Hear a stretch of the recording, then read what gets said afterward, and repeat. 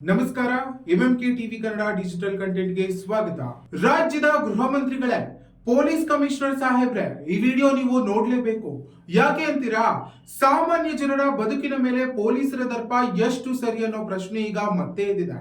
ನಿನ್ನೆ ಪ್ರಧಾನಿ ನರೇಂದ್ರ ಮೋದಿ ಅವರು ಕನಕಪುರ ರಸ್ತೆಯ ಉದಯಪುರದಲ್ಲಿರುವ ರವಿಶಂಕರ್ ಗುರೂಜಿ ಆಶ್ರಮಕ್ಕೆ ಆಗಮಿಸಿದ ಹಿನ್ನೆಲೆಯಲ್ಲಿ ರಸ್ತೆ ಬದಿಯ ಫುಟ್ಪಾತ್ ಅಂಗಡಿಗಳನ್ನ ಯಾವುದೇ ಮುನ್ಸೂಚನೆ ನೀಡದೆ, ಯಾವುದೇ ನೋಟಿಸ್ ಅನ್ನ ನೀಡದೆ ತೆರವುಗೊಳಿಸಲಾಗಿದೆ ಎಂಬ ಗಂಭೀರ ಆರೋಪ ಕೇಳಿ ಬಂದಿದೆ. ಅಂಗಡಿದಾರರು ಪ್ರಶ್ನೆ ಕೇಳಿದ್ರೆ ಉತ್ತರ ಕೊಡುವ ಬದಲು ಪೊಲೀಸರು ಕೈ ಮಾಡಿದ್ದಾರೆ. ನೋಡಿ, ಸಾಮಾಜಿಕ ಮಾಧ್ಯಮಗಳಲ್ಲಿ ಈ ವಿಡಿಯೋವನ್ನ ಅಂಗಡಿ ಮಾಲೀಕರೇ ಹಂಚಿಕೊಂಡಿದ್ದು ಆ ವಿಡಿಯೋದಲ್ಲಿ ಸ್ಪಷ್ಟವಾಗಿ ಗಮನಿಸ್ತಾ ಇದೆ. ಅಲ್ಲ, ನನ್ನದೊಂದು ಪ್ರಶ್ನೆ ಪೊಲೀಸರಿಗೆ, ತಲಗಟ್ಟಪುರ ಪೊಲೀಸ್ ಠಾಣೆಯವರಿಗೆ, ತಲಗಟ್ಟಪುರ ಪೊಲೀಸ್ ಠಾಣೆಯ ಇನ್ಸ್ಪೆಕ್ಟರ್ ಸಾಹೇಬರಿಗೆ ನನ್ನದೊಂದು ಪ್ರಶ್ನೆ. ನರೇಂದ್ರ ಮೋದಿ ಅವರು ಬರೋದು ನಿಮಗೆ ಒಂದು ವಾರಕ್ಕಿಂತ ಮುಂಚೆನೆ ಗೊತ್ತಿರುತ್ತೋ ಇಲ್ವೋ?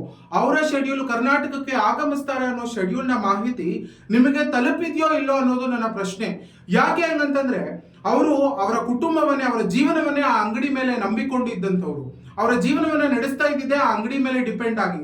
ಆ ಅಂಗಡಿಯನ್ನ ಅಟ್ಲೀಸ್ಟ್ ಆಫ್ ಒಂದು ನೋಟಿಸ್ ಕೊಟ್ಟು, ಒಂದು ಮಾಹಿತಿಯನ್ನ ಕೊಟ್ಟು ನೀವು ಅಂಗಡಿಯನ್ನ ತೆರವುಗೊಳಿಸಿದ್ರೆ ಏನೋ ಒಂದು ಹೇಳ್ಬೋದಿತ್ತು.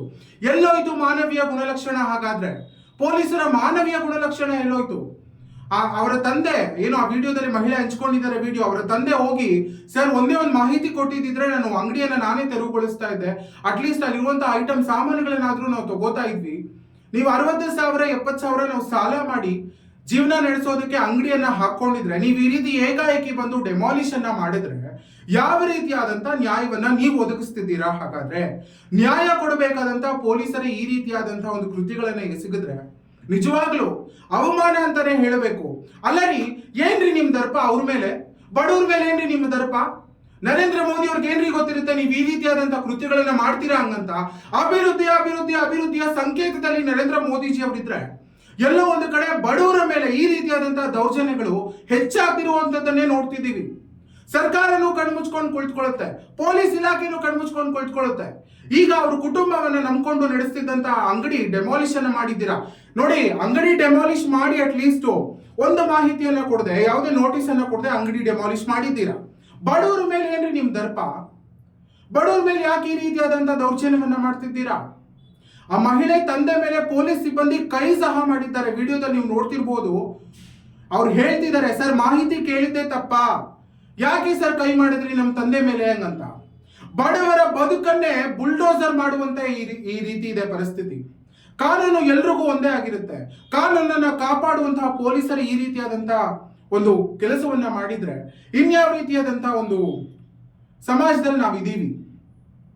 ಯಾಕೆ ಈ ರೀತಿಯಾದಂತಹ ಕೃತ್ಯಗಳಿಗೆ ಈಗಲೂ ಸಹ ಅವಕಾಶವನ್ನ ಮಾಡಿಕೊಡ್ತಿದೆ ಈ ಒಂದು ಕಾನೂನು ಅಂತ ಪ್ರಶ್ನೆ.